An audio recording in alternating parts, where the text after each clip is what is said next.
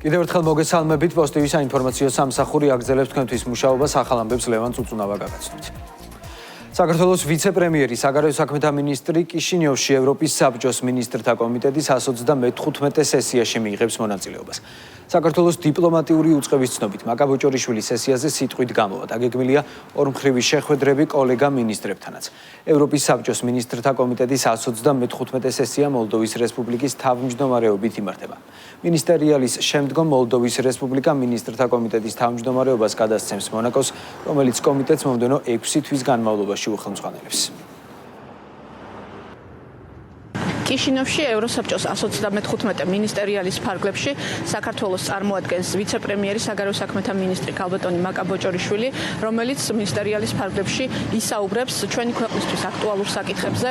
მინისტერიალის ფარგლებში განხილული იქნება მიგრაციის საკითხები, უცხოური გავლენის და ინფორმაციის მანიპულაციის შესახებ საკითხები და ასევე უკრაინასთან დაკავშირებული თემები. ეს არის კარგი შესაძლებლობა იმისთვის, რომ ჩვენს ქვეყანას მიეცეს საშუალება 46 ქვეყნის თანდასწრებით წარმოადგენს ყველა ის მნიშვნელოვანი პრიორიტეტი, რომელიც გააჩნია საგარეო პოლიტიკურ ველზე. ევროპის საბჭოს მინისტრთა კომიტეტის 134 სესიას პოსტივი, იმედი და რუსთავიორი კიშინიოვიდან ვერ გააშუქებენ. მოლდოვამ გადამღებ ჯგუფებს აკრედიტაციაზე უარი ყოველგვარი დასაბუთების გარეშე უთხრა. ფაქტი თბილისში მედიაზე ზეწოლად შეფასდა. როგორც სახელმწიფო პარტიაში აცხადებენ, მას შემდეგ რაც არაფორმალურმა ძალებმა ჩვენი ქვეყნის სუვერენიტეტის შელახვა ვერ მოახერხეს, მედიაზე თავდასხმა გადაწყვიტეს.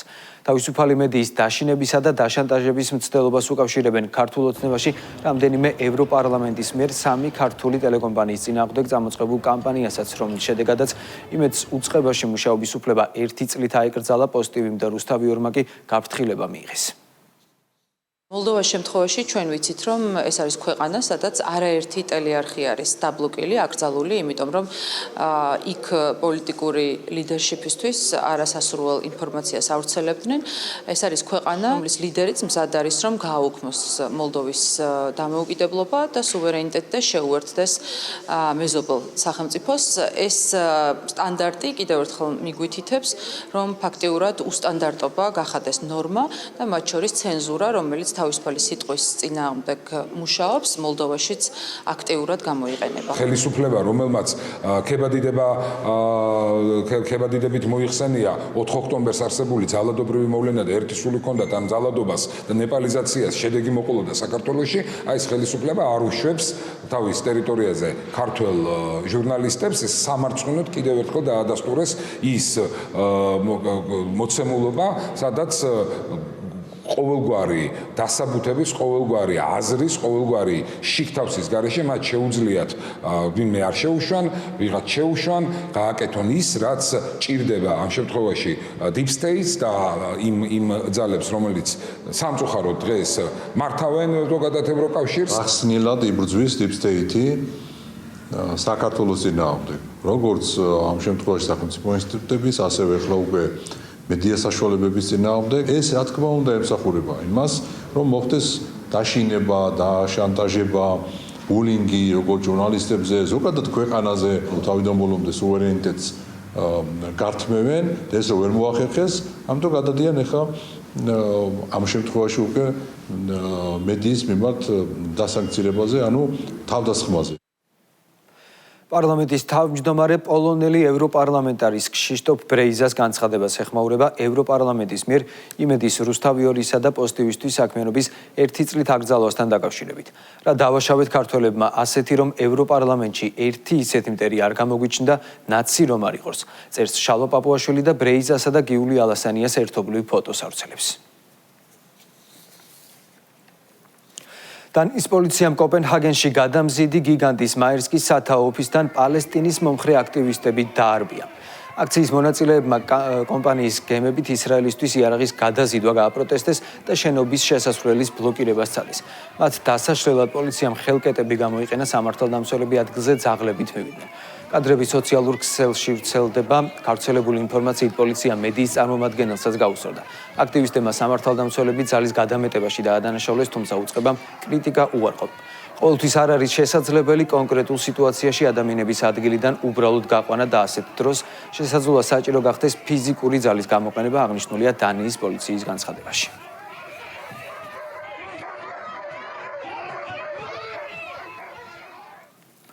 17 მაისს საქართველოში ოჯახის სიწმინდის დღე აღინიშნება. სრულიად საქართველოს კათოლიკოს პატრიარქის შიო მესამე პირველ სადღესასწაულო წირვას თბილისის ყოვლადწმინდა სამების სახელობის საპატრიარქო ტაძარში აღავლეს. წირვას საგანგებოდ მისი უწმინდესობის აღსაყდრებასთან დაკავშირებით ჩამოსული სხვადასხვა ადგილობრივი ეკლესიის დელეგაციები და სტუმრები, ასევე საქართველოს მართლმადიდებელი ეკლესიის სამღვდელო და სამონაზვნო დასი დაესწრება. პარალელურად დილის 11 საათზე ქაშვეთის წმინდა გიორგის სახელობის ტაძრიდან სამების საკათედრო ტაძრამდე ტრადიციული მსვლელობა გაიმართება. იქიდან გამომდინარე, რომ 17 მაისი არის კვირა, სამრევლოების წინამძღვრებს მიეცათ კურთხევა, რომ წირვა ჩვეულებრივზე ადრე დაიწყონ, რათა მრევლმა მსვლელობაში მონაწილეობის მიღება შეძლოს. წელსაც ეს თარიღი იქნება გრანდიოზული და განსაკუთრებული, რადგანაც ამ ტრადიციას თან ახლავს ის, რომ ეს არის კვირადღე და ახლა უკვე მისი უწმინდესობა და უნეტარესობა სრულიად საქართველოს კათოლიკოს პატრიარქი შიო მესამე აღავლენს თავის საპატრიარქო წირვას, რომელსაც ესწრებიან საზღვარგარეთიდან ჩამოსული დელეგაციები, მრავალი სტუმარი. დილის 11 საათზე ქაშვეთის წმინდა გიორგის სახელობის ტაძრიდან სამების საკათედრო ტაძრამდე წარიმართება ტრადიციულად მსვლელობა. სამების ტაძარში ლოცვითი მსვლელობით მისულ მრევლს დაალოცავს უწმინდესი და უნეტარესი შიო მესამე. ზოგადად ეს დღე ძალიან მნიშვნელოვანი არის არა მხოლოდ ქართველი ერისათვის, არამედ მთლიანად საქრისტიანოსთვის, რადგანაც ოჯახი ქრისტიანი ადამიანისთვის არის უმთავრესი ღირებულება. 2026-2027 სასწავლო წლისთვის ზოგად საგანმანათლებლო დაწესებულებებში პირველ კლასელთა ტერიტორიული პრინციპით რეგისტრაცია დაიწყო. რეგისტრაცია ონლაინ რეჟიმში განათლების მართვის საინფორმაციო სისტემის ოფიციალურ ვებგვერდზე 25 მაისის ჩათვლით გაგრძელდება.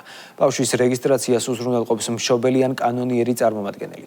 ტერიტორიული პრინციპით რეგისტრაცია ხორციელდება 12 საპილოტე ქალაქში: თბილისში, ბათუმში, ქუთაისში, რუსთავში, ზუგდიდში, ამბროლაურში, ოზურგეთში, ახალციხეში, გორში, მცხეთაში, თელავსა და ფოთში. დაიწყო ტერიტორიული პრინციპით რეგისტრაცია, რომელიც გასწანს 25 მაისის ჩათვლით. ტერიტორიული პრინციპით რეგისტრაცია არის სიახლე. კერძოდ, პირველ კლასელთა რეგისტრაციას ჩვენ დავამატეთ ეს ეტაპი, ვიდრე საყოველთაო რეგისტრაცია დაიწყება, რაც გულისხმობს შემდეგს, რომ მივცეთ საშუალება ტერიტორიული პრინციპით რეგისტრაციის დროს მოსწავლეს საცხოვრებელი ადგილის მიხედვით, ჩაწერის მიხედვით აარჩიოს პრიორიტეტულად სკოლები და მას მიეცეს ეს პრიორიტეტი სწორედ. ამ ეტაპზე მშობელმა ან კანონიერმა წარმომადგენელმა უნდა მოახდინოს ბავშვის დარეგისტრირება ელექტრონულად registration.msg პლატფორმაზე. განათლების მეცნიერებისა და ახალგაზრდობის სამინისტრო სასკოლო ფორმების შესყიდვასთან დაკავშირებით გავრცელებულ ინფორმაციას ეხმაურება. უწყების ცნობით, შპს საგანმანათლებლო რესურსების მიერ 2026 წლის 3 აპრილს გამოცხადდა კვლევა 2026-2027 სასწავლო წლისთვის საჯარო სკოლების დაწყებითი საფეხურის მოსწავლეებისთვის 1,801,000 ცალი სასკოლო ფორმის შესყიდვის სავარაუდო ღირებულების დადგენის მიზნით. კომპანიამ, რომელმაც ყველაზე დაბალი ფასი წარადგინა, ბაზრის კვლევით გათვალისწინებული მოთხოვნები ვერ დააკმაყოფილა და შესყიდვის პროცედურაში მონაწილეობაზე უარი განაცხადა. უახლოეს დღეებში სასკოლო ფორმების შესყიდვის მიზნით ახალი ბაზრის კვლევა გამოცხადდება. თბილისის საკრებულოს ვეტერანების საქმეთა სახელმწიფო სამსახურსა და აფხაზეთის მეომართა კავშირის შორის ურთიერთთანამშრომლობის მემორანდუმი გაფორმდა. მისი მიზანი საქართველოს ტერიტორიული მთლიანობის, თავისუფლებისა და დამოუკიდებლობისთვის საბრძოლო მოქმედებების მონაწილეებისა და დაღუპული გმირების ხსოვნის პატივისცემა, ისტორიული მეხსიერების შენარჩუნება და შესაბამის საკითხებზე კოორდინირებული თანამშრომლობაა. ღონისძიების ფარგლებში მოეწყო აფხაზეთის მეომართა კავშირის შექმნის და საქმიანობის შესახებ ფილმის ჩვენება. ჩვენ პრაქტიკულად დედაქალაქის სიმბოლიკისა და სახელდების კომისია იხილავს ყოველთვის საკითხებს ქუჩების სახელდებასთან დაკავშირებით და ჩვენ ვთვლით და აუცილებლად მიგვაჩნია, რომ ყველა ქუჩაზე, სადაც არის უსახელო ქუჩები, აფხაზეთში და ცხინვალში დაღუპულთა მეომართა გმირების სახელებს უწოდებ. ამ თემის აქტუალიზაცია ძალიან მნიშვნელოვანია არა მხოლოდ ჩვენთვის, განსაკუთრებით ალბათ მომავალი თაობისათვის. იმისათვის, რომ მეხსიერება არ დაიწყოს გარკვეული წლებიდან. ასეთი ტიპის ღონისძიებები და პრიორიტეტად აღება საკითხის, რომ ადამიანები იყვნენ უკმაყოფილი, მე ვფიქრობ ძალიან მნიშვნელოვანია ჩვენი საზოგადოებისთვის. დღეს მოხდა საკრებულოში სამხრივი მემორანდუმის გაფორმება აფხაზეთის მეომართა კავშირს, ვეტერანთა საქმეთა სახელმწიფო სამსახურს და თბილისის საკრებულოს შორის, რაც ითვალისწინებს ჩვენი გმირების სახელების უკდავყოფას. ქალაქს თბილისის საკრებულო გეხმარება და ვერჩი გიძვია ყველაფრის და ჩვენ გვინდა მადლობა გადავხადოთ დღევანდელ მოგზაურებს. რუსთავში სამხედრო გაწვევისა და რეკრუტირების ეროვნულმა სააგენტომ წვევამდელთა ეროვნულ სამხედრო სამსახურში ნებაყოფლობით დარეგისტრირებული პირების მშობლებს მადლობის წერილები გადასცა. ღონისძიება სამხედრო აღრიცხვის გაწვევისა და რეკრუტირების რუსთავის მუნიციპალური განყოფილების ორგანიზებით გაიმართა. საინფორმაციო ხასიათის შეხვედრაზე წვევამდელთა ეროვნული სამხედრო სამსახურის გავლასთან დაკავშირებით თავდაცვის კოდექსში შეტანილი ცვლილებებიც განიხილეს. შევხვდით ქალაქ რუსთავის იმ წვევანდელთა მშობლებს და ოჯახის წევრებს, რომლებმაც გამოთქვეს ნებაყოფლობით საკუთარი სურვილი ემსახურათ ეროვნულ სამხედრო სამსახურში. რისთვისაც გადავუხადეთ მადლობა და გადავეცით მადლობის წერილები. წვევანდელები სამხედრო ნაწილებში გადანაწილებამდე გადიან 8 კვირიან BCT კურსის მომზადებით კურსს. ის არის ჩვენთვის უდიდესი პატივისცემა მშობლების დაფასების პირველ რიგში, რომ ჩვენ აღზარდეთ ისეთი შვილები, რომლებმაც მათინებით გამოხატეს სურვილი ტრიოტრის გრძნობა დამეუფლა პირველ რიგში იმისთვის, რომ მითხრა მან, რომ ჩემი ნებით მინდა წავიდე. ნაძალადევის რაიონის გამგეობის ორგანიზებით ვეტერანთა კულტურისა და დასვენების პარკში თბილისის დინამოს ისტორიული გამარჯვების 45 წლის აღსანიშნად ღონისძიება გაიმართა. ვეტერანი ფეხბურთელები ახალგაზრდა სპორტსმენებს შეხვდნენ და თავიანთი სპორტული კარიერიდან მნიშვნელოვანი ფაქტები გაიხსენეს. ღონისძიების ფარგლებში დიდ ეკრანზე ქართული ფეხბურთის ისტორიის ღირსშესანიშნავი მომენტები და მიღწევები აჩვენეს. ვეტერან ფეხბურთელებს საჩუქრად ფულადი ვაუჩერები გადაეცათ. თავისი ღონისძიების ორგანიზება, რაც უკვე ტრადიციად იქცა ნაძალადევის რაიონში, ერთი მხრივ აუცილებელია იმისთვის, რომ მსგავსმა თარიღებმა აქტუალობა არ დაკარგოს და მეორე მხრივ იმისთვის, რომ ცხოვრების ჟანსაღი წესის პოპულარიზაცია აქტიურად მოხდეს. როგორც ყოველთვის ტრადიციულად ნაძალადევის რაიონში ვატარებთ ამ ღირსშესანიშნავი დღის აღსანიშნავად 45 წლის საიუბილეო დღეს 1991 წელს ჩვენი ვეტერანი, ჩვენი გმირი ბიჭების გამარჯვების დღესასწაულს ჩვენმა ლეგენდებმა მაშინდელმა დინამომ წარმოუდგენლად დიდი სიხარული აჩუქა ჩვენს ქვეყანას და სიხარულთან ერთად ხალხს გაუჩინა იმედი და რწმენა იმისა, რომ პატარა ქვეყნიდან შესაძლებელი იყო ამხელა წარმატების მიღწევა. მთელი საზოგადოება, ყველა თაობის წარმომადგენელი ყოველთვის უნდა უფრთხილდებოდეს აი ამ ძალიან დიდ გამარჯვებას. რათა სამომავლოდ უფრო დიდი გამარჯვებები მოვიპოვოთ. რუსთავის ცხოვრების სტილი რუსთავის მერიამ კიდევ ერთი ახალგაზრდული პროექტი დაიწყო. პირველ ეტაპზე პროექტს 30 მონაწილე ეყოლება. ახალგაზრდები ციფრული მულტიმედიისა და პერსონალური ბრენდის შექმნის ორთვიან სასწავლო კურსს სრულიად უფასოდ გაივლიან და ქალაქის ყოველდღიურობისა და მისი ცხოვრების სტილის ამსახველ კონტენტს თავად შექმნიან. საუკეთესო ნამუშევრები ახალ ონლაინ პლატფორმაზე გამოქვეყნდება. ორთვიანი კურსის დასრულების შემდეგ საუკეთესო კონტენტის ავტორს რუსთავის მერია სპეციალურ პრიზს გადასცემს. პროექტი ახალგაზრდების განათლებისა და დასაქმების ხელშეწყობას, ქალაქის პოპულარიზაციას და რუსთავის განვითარებაში ახალგაზრდული იდეების რეალიზებას ისახავს მიზნად.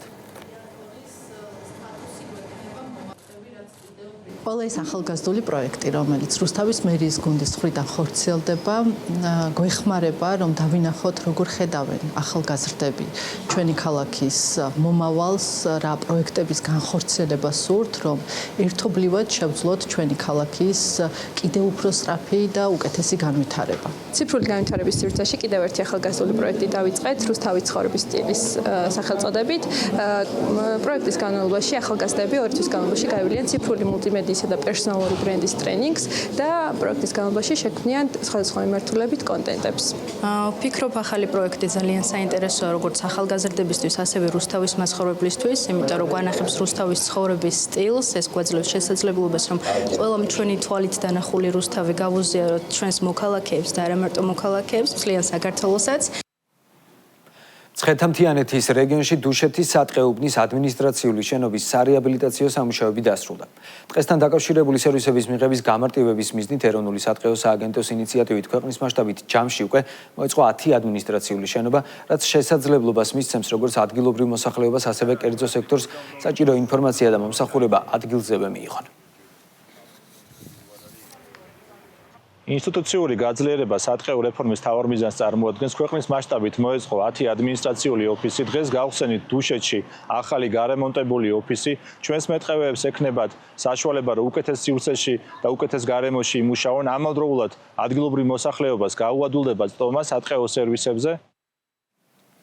გორში ყიფიანის ქუჩის მიმდებარე და ახალი სკვერი მოეწყო. სკვერის გამწვანების პროცესში გორის მუნიციპალიტეტის მერი კონსტანტინე ბუზალაძე, შიდა ქართლში სახელმწიფო რწმუნებულის მოადგილე მიხეილ პავლენიშვილი და ადგილობრივი ხელისუფლების სხვა წარმომადგენლები მონაწილეობდნენ. პროექტის ფარგლებში მოეწყო საბავშვო სივრცე, გარე განათება, სარწყავი სისტემა, ტრენაჟორები, ფანჩატურები, დეკორატიული სკამები და საფეხმავლო ბილიკები. სკვერში არის მოწყობილი ფანჩატურები, სივრცე ბავშვებისათვის, განათებები, ასევე დღეს განვახორციელეთ რამდენიმე ენერგიის დარგვა. ვცდილობთ მაქსიმალურად გამწვანდეს ჩვენი ქალაქი, იყოს მეტის რეკრეაციული სივრცეები, რათა კიდევ უფრო მეტად კომფორტული გახდეს ჩვენი ქალაქი. მოსახლეობის მიერ თვითნებურად იყო განაშენიანებული ეს ტერიტორია ფართის სხვადასხვა ნარგავებისაგან, ხეხილისაგან და ფაქტიურად ესე იგი ისეთი გაუვალი ადგილებიც იყო, რომ ფეხით ვერ გაივლიდა ადამიანი. ეს გასწორდა ყველაფერი დემონტაჟი გაუკეთდა ამას და გაკეთდა სკვერი შესანიშნავი დასასვენებელი სივრცე. ასეთი იყო ახალი ამბები პოზიტივის საინფორმაციო სამსახური თქვენთვის მუშაობას ზუსტად 13 საათზე გააგრძელებს.